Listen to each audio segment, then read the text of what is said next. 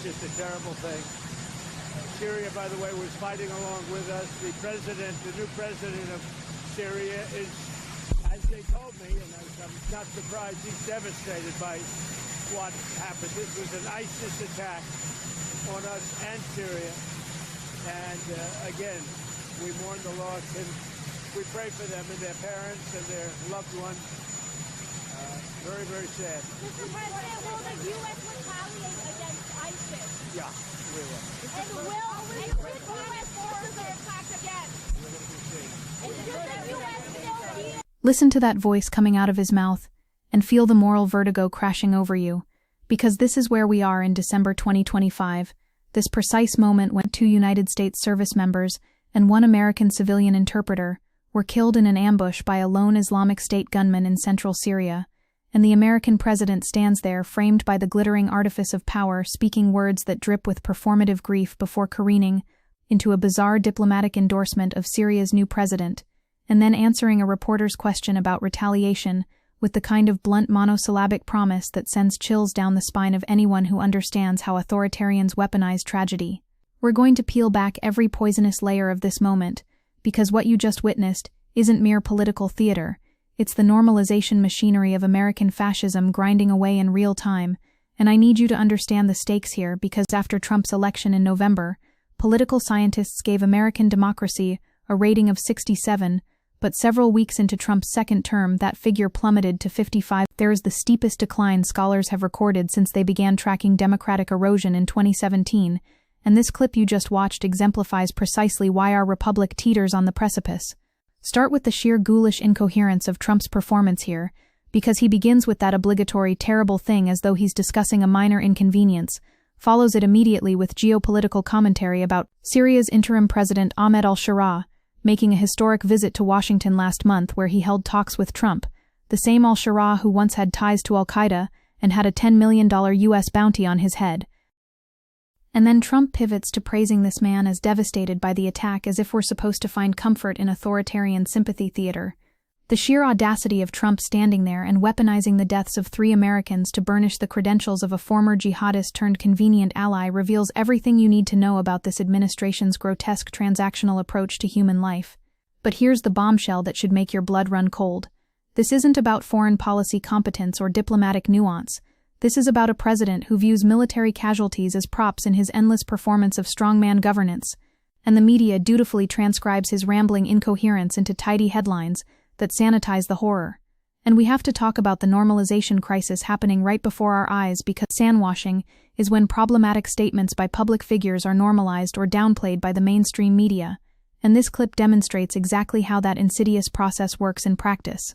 Trump mumbles through what should be a solemn moment of national mourning, offers up geopolitical non-sequiturs about Syria's president being devastated, then delivers that chilling "yay, we will" retaliation promise with all the gravitas of someone ordering a hamburger, and what happens? Coverage has long normalized the former president's behaviors and abandoned objective standards, and by sanitizing a candidate's abnormal words and actions, traditional media outlets have created their own biased coverage. The headlines read, "Trump vows retaliation," as if this were normal presidential rhetoric rather than the casual promise of violence from a man whose former defense secretary, Jim Mattis, resigned over Trump's Syria policy and labeled him a threat to the Constitution, accusing him of ordering the military to violate the constitutional rights of citizens. We're watching the architecture of authoritarianism being constructed in plain sight while journalists apply the conventions of normal campaign coverage to a president, suggests that domestic political rivals pose an existential threat akin to foreign enemies, setting up his case for military action, a well-worn tactic of authoritarians. But let's drill deeper into the Syria context here, because this moment reveals the staggering hypocrisy and strategic incoherence that defines Trumpism in all its malevolent glory. Remember that Mattis resigned as defense secretary in December 2018 over Trump's policy in Syria, and Trump himself has oscillated wildly between declaring we should stay out of Syria entirely, and now standing here promising military retaliation, while praising a Syrian leader with documented terrorist connections. As opposition forces closed in on Damascus during the civil war, Trump stated on December 7 that the U.S. should stay out of the conflict, posting "This is not our fight" on social media. But now 3 Americans are dead, and suddenly it's very much our fight, and we're going to retaliate, and also somehow Syria was fighting along with us. according to Trump's addled geopolitical fantasy. The whiplash-inducing contradictions would be comical if they weren't so terrifying, if they didn't represent the reality that Trump's hands-off approach and penchant for losing patience became liabilities, and his decisions to curtail stabilization funding and announce sudden withdrawals from Syria precipitated the departure of key advisors and complicated efforts to maintain security. And here's where the authoritarian playbook becomes absolutely transparent, because what Trump is doing in this clip is performing the script that strongmen have deployed throughout history: invoke tragedy, promise strength and retribution, deflect responsibility, and weaponize nationalist sentiment. Populists often try to curry favor with armed forces by encouraging the public to venerate fallen soldiers, but this love affair with the military is typically short-lived because populists cannot abide strong independent institutions that might prevent them from doing as they please. Trump's brief moment of alleged mourning before pivoting to his retaliation promise exemplifies this calculated exploitation of military sacrifice, and his supporters will rally around the flag while Trump uses these deaths to justify whatever reckless military adventure his administration dreams up next. The pattern is sickeningly familiar. Create or exploit crisis, promise decisive action, consolidate power. Trump ran an openly authoritarian campaign in 2024, pledging to prosecute his rivals, punish critical media, and deploy the army to repress protest, and he won. Now I want you to focus on that moment when the reporter asks about retaliation, and Trump delivers that chilling "yeah, we will," because the casualness of it should make every alarm bell in your democratic consciousness ring at maximum volume. This isn't a president carefully weighing the consequences of military action, consulting with advisors, considering diplomatic alternatives, or demonstrating the gravitas that such decisions demand. This is a man who views the projection of violent strength as the only currency that matters, and Defense Secretary Pete Hegseth said in a post that the savage who perpetrated this attack was killed by partner forces, and wrote, "Let it be known, if you target Americans anywhere in the world, you will spend the rest of your brief, anxious life knowing the United States will hunt you, find you, and ruthlessly kill you." The bloodthirsty rhetoric from Hegseth, a Fox News personality with no government or significant private sector leadership experience, who encountered significant opposition, including allegations of sexual misconduct and alcohol abuse, reveals the administration's commitment to performance over policy, vengeance over strategy, and authoritarian posturing over democratic deliberation. But here's the revelation that should shake you to your core. This entire grotesque performance unfolds against the backdrop of Levitsky and Ziblatt's framework on democratic backsliding, which highlights how democracies often erode through gradual institutional decay, rather than abrupt authoritarian takeovers, and Trump's presidency exemplified this process as his persistent attacks on the judiciary, media, and electoral integrity undermined legitimacy. Trump standing there in front of reporters casually promising military retaliation while praising a former terrorist as devastated represents one more brick in the wall of authoritarian normalization, one more moment when the media dutifully transcribes his incoherence without conveying the fundamental threat he poses. By laundering Trump's words, the media is actively participating in the erosion of our shared reality, and when major news outlets consistently present a polished version of Trump's statements, they create an alternate narrative, and voters who rely solely on traditional news sources are presented with a version of Trump that bears little resemblance to reality. The sand washing machine cranks out another headline, and another American slide toward authoritarianism, and we need to confront the historical parallels here, because what Trump and his administration are doing with military rhetoric and foreign policy mirrors the authoritarian consolidation patterns we've witnessed globally.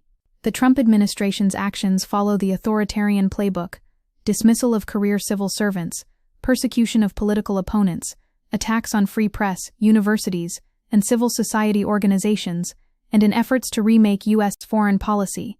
The Trump administration has gutted several agencies and programs that help protect and promote democracy.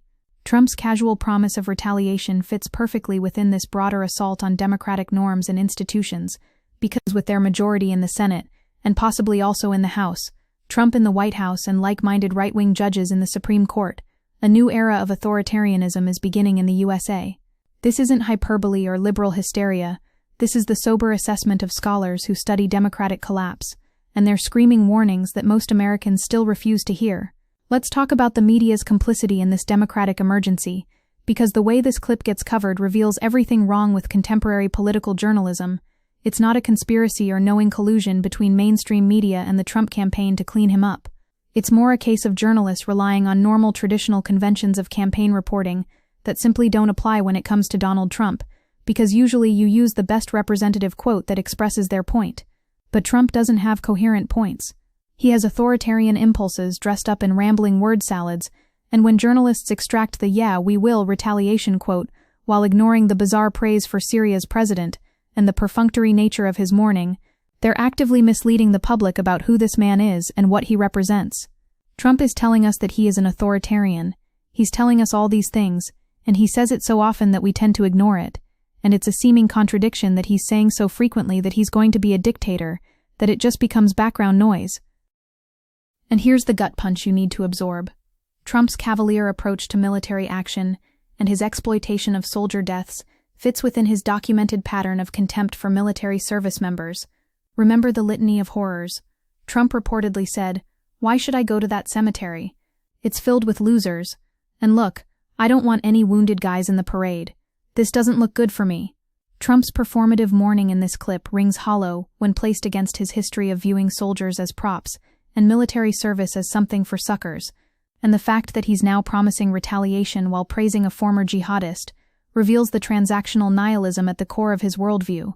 These aren't policy positions, they're authoritarian reflexes, and democracy survived Trump's first term because he had no experience, plan, or team, and he did not control the Republican Party when he took office in 2017, but now everything has changed. We have to examine the Syria relationship Trump invokes here, because it exposes the administration's grotesque moral flexibility and strategic incoherence. Last month, Syria joined the international coalition fighting against ISIS as Damascus improved relations with Western countries following last year's fall of President Bashar al-Assad, and the U.S. had no diplomatic relations with Syria under Assad, but ties have warmed since the fall of the 5-decade Assad family rule, and interim President Ahmad al-Sharaa made a historic visit to Washington last month, where he held talks with President Trump. So we're now allied with a government led by a man who had al-Qaeda ties and a bounty on his head. Trump is praising this man as devastated by American deaths, and we're supposed to accept this as normal foreign policy, rather than the cynical realpolitik of an administration that views human rights and democratic values as obstacles to be discarded. The moral bankruptcy is staggering, and it reflects the Trumpist foreign policy outlook riddled with contradictions and savage impulses. But let's zoom out to the broader pattern of Trump's relationship with authoritarianism and military force, because this clip represents just one data point in a comprehensive authoritarian project.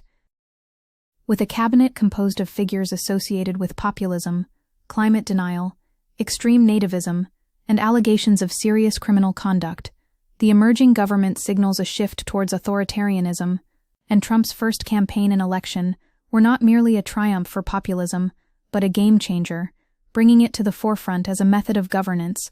Trump's casual promise of retaliation fits seamlessly within this broader authoritarian framework.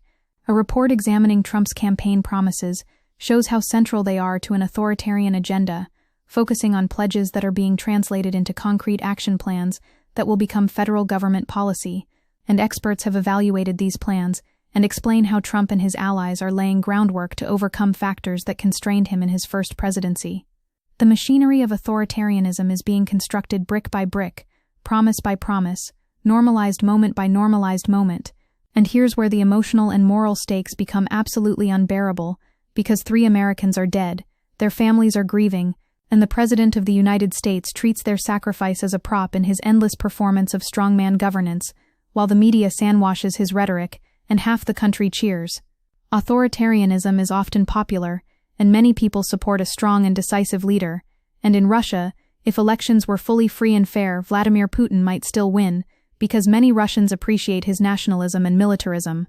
Trump's supporters will rally around his promise of retaliation without questioning the strategic wisdom, without demanding accountability for the foreign policy failures that led to these deaths, without recognizing that they're cheering for authoritarian posturing rather than democratic leadership. In rhetoric and now in action, Donald Trump has been called an authoritarian by many commentators, and even by those who previously worked with him in the White House. And public opinion data show that right-wing authoritarianism helps explain the strong support behind Trump and the MAGA agenda, and the pull of authoritarian values looks different across race and gender. We need to confront the progressive failure here too, because while Trump consolidates authoritarian power, the Democratic opposition remains paralyzed by procedural fetishism and timid messaging. Without a full and honest accounting of the Harris campaign and Democratic Party's myriad failures, There can be little realistic hope of defeating Trumpist authoritarianism in the future, and as our nation endures a fascistic right-wing assault under the second Trump administration, the Democratic Party has yet to answer how they lost such a crucial winnable election in 2024, and how can they prevent another catastrophic loss to an authoritarian and bigoted MAGA Republican Party. The stakes couldn't be clearer. 3 Americans are dead. Trump promises retaliation with the casual cruelty of an authoritarian strongman, and the opposition party fumbles for messaging while democracy burns. The Harris campaign repeatedly hit high-minded themes about the threat Trump posed to American democracy, while scarcely speaking to voters' urgent concerns about the economy, and their calculation that 2024 was a swing vote election, rather than prioritizing maximum turnout of the Democratic base, proved to be a huge mistake. And here's the final devastating truth you need to carry with you from this moment. Every time Trump stands in front of cameras and delivers this kind of performance, every time the media sanitizes it into acceptable headlines, every time his supporters cheer for authoritarian strength, we move one step closer to the point of no return. A survey of more than 500 political scientists finds that the vast majority think the United States is moving swiftly from liberal democracy toward some form of authoritarianism, and in a competitive authoritarian system, a leader comes to power democratically and then erodes the system of checks and balances, filling the civil service and key appointments with loyalists and attacking the media, universities and non-governmental organizations, to blunt criticism and tilt the electoral playing field. Trump's performance in this clip, checking every box: exploitation of tragedy, promise of violent retaliation, normalization of authoritarian allies, and media complicity in sanitizing the threat. This is the moment. This precise intersection of performative grief and casual promises of violence, where American democracy either finds the courage to name what's happening and resist, or slides irreversibly into competitive authoritarianism. 3 Americans dead, a president who views their sacrifice as political theater, a media apparatus that sandwashes his authoritarian rhetoric into palatable headlines, and a population so desensitized to norm-shattering that we will retaliate barely registers as the chilling promise it represents. The machinery grinds on, democracy erodes, and we're told to treat this as normal political discourse rather than the authoritarian consolidation it so obviously is. Wake up, organize, resist, because the bombshells keep dropping, and the stakes have never been higher, and the window for defending what remains of our democratic republic is closing with terrifying speed.